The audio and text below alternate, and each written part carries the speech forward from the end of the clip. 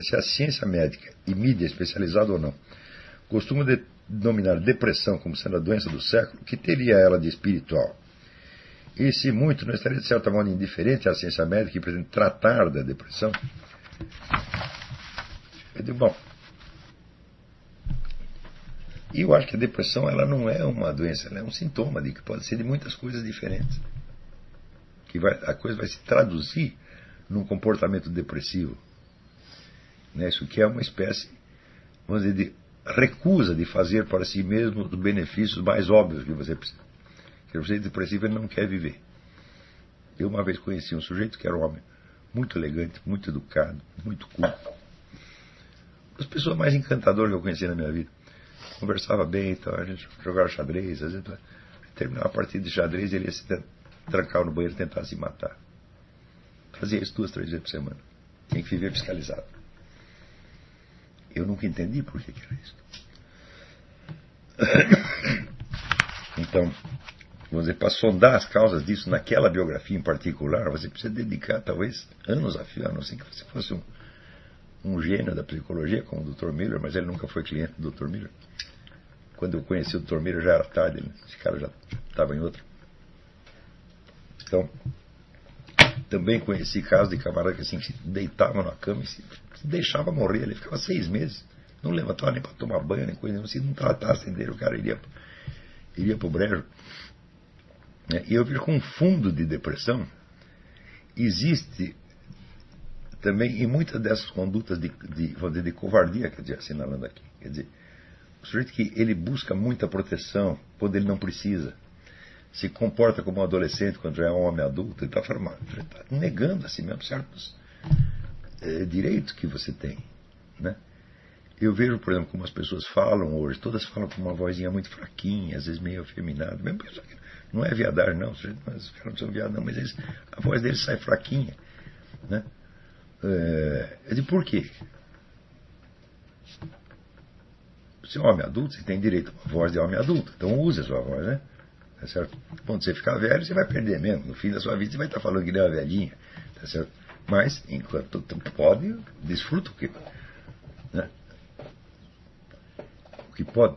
Tudo isso aí, vamos dizer, é depressão. Mas olha, eu não consigo achar, vamos dizer, uma causa para a depressão, porque a depressão é um sintoma que aparece pelas causas mais extravagantes.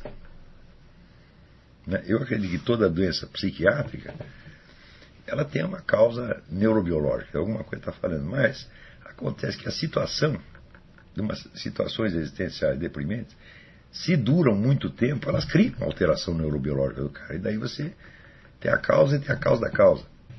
Então, que há um elemento espiritual, digo, mas não que possa ser resolvido em cada caso, porque esse elemento espiritual está disseminado na nossa sociedade. Nós estamos na sociedade da negação do espírito, da destruição do espírito, da total separação entre o homem e suas possibilidades espirituais, até intelectuais superiores. Então, todo mundo está sendo tratado como se fosse um ratinho de Pavlov. E está sendo tratado, inclusive, por aquelas pessoas que teriam a obrigação de fazer o contrário. Quando você observa, por exemplo, a fraude científica que agora se tornou rotineira, eu digo, meu Deus, mas não é a classe dos cientistas que assumiu a obrigação de agora educar a humanidade? Vocês não são o novo clero? Como é que você pode vender isso por alguns tostões, ou por um emprego, por uma coisa assim? E não é um nem dois. Fraude científica sempre existiu, mas uma coisa assim, em escala mundial organizada, nunca houve. Então, a causa espiritual está disseminada e todos nós estamos convidados a uma depressão. Só que, se você está num ambiente um pouco mais deprimente que o dos outros, como acontece no Brasil, é aí, meu filho, que você tem que levantar e dizer não. Eu não vou ficar deprimido, não. Eu não vou ser infeliz, não. Por quê? A minha felicidade está colocada num outro plano que a sua influência não atinge. E olhe bem, tem uma música aqui que chama, a música irlandesa chama Count Your Blessings. Conta as suas bênçãos, conta o que você recebeu. É uma música, canção muito bonita. Você fazendo a conta do que você já tem e do que você já recebeu, você tem um capital mais do que suficiente para ser feliz. Por exemplo, veja, assim, o número de pessoas que simplesmente gostam de você. Em geral, todo mundo está recebendo mais afeição do que precisa.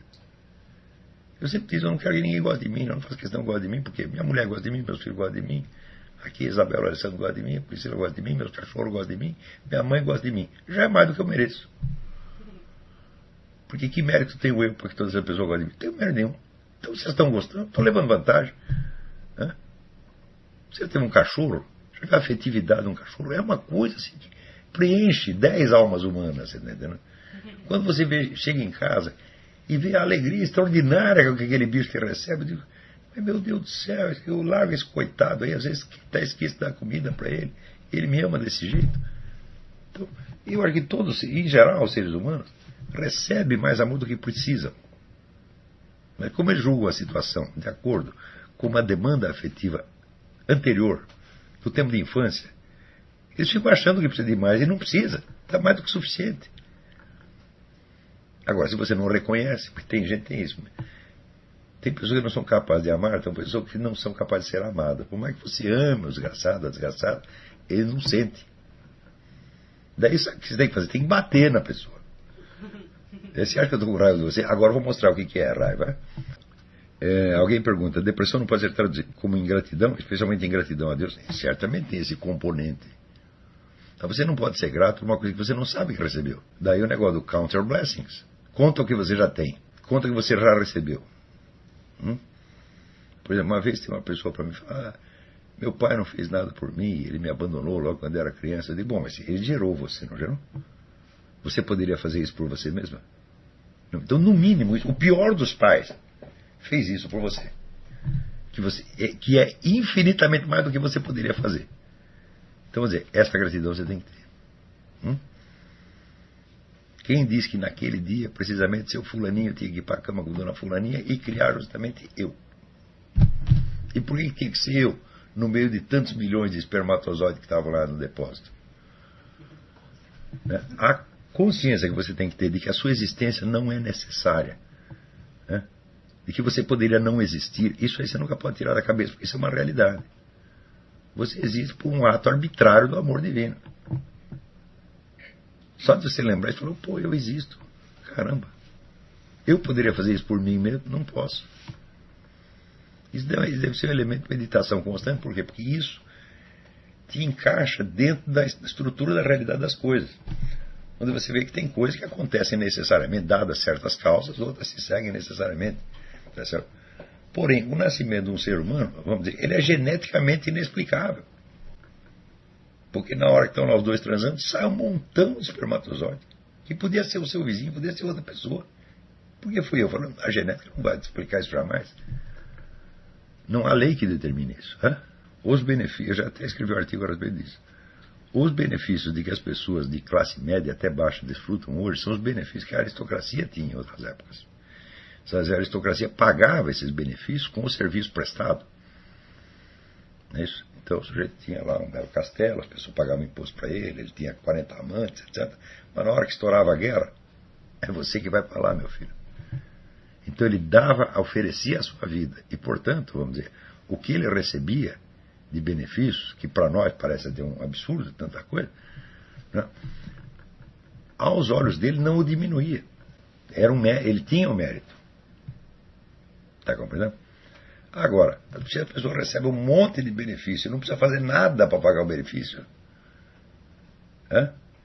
ela vai se sentir insatisfeita e ainda vai querer mais.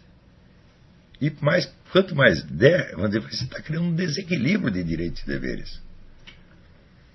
Está entendendo? Então, se não lhe deram obrigações, deveres morais a cumprir, você busque algum. Ora, outro dia eu estava lendo o Jacovassi, mas tem uma senhora, que é uma mulher muito inteligente, notável, uma bela personalidade, e tem um chato de galocha que se apaixona por ela, e fica lá e não larga, e não larga, e não larga, e a mulher desesperada, como é que eu vou fazer para me livrar desse cara? Até que um dia ele chega, invade o apartamento dela e põe um revólver na cabeça e diz que vai se matar se ela não der para ele. Daí ela diz, quer saber? Você se mata, você não vale nada mesmo, tá entendendo? E daí o cara se toca, né? E daí ela fala, vai cuidar da sua vida, sabe o que você tem que fazer? Você tem que se impor alguma obrigação. para você valer alguma coisa. E o cara sai agradecendo. A mulher diz: muito obrigado, vocês salvou minha vida. Pode deixar que eu não vou amolar mais a senhora, vou fazer minha vida agora. Você está entendendo? Quer dizer, o cara estava faltando para ele o quê? Esse sentimento da obrigação autoimposta que faz você respeitar um pouquinho a você mesmo. Sem isso, você entra na depressão. E é isso que está faltando para as pessoas. Você enche os caras de benefício, né? E nada é exigido. Ou às vezes é exigido, vamos dizer, certas obrigações absurdas, que são de natureza puramente egoísta. Também, quer dizer, exigem que ele treine para ter um bom emprego e para subir na sociedade. Exige que a pessoa suba na sociedade. Faz o sujeito se envergonhar quando ele está sem dinheiro, né? Mas isso é corromper mais o sujeito. E ele tem que se exigir de si mesmo alguma coisa que justifique minimamente os benefícios recebidos, não da vida, não de Deus, mas da própria sociedade humana. Se você não se impõe essas obrigações, você entra na depressão, sim. Porque você está vivendo na injustiça, e daí você entra naquele discurso interno de acusação e defesa. Em que hora você se sente totalmente injustiçado, hora você se condena por todos os pecados do mundo.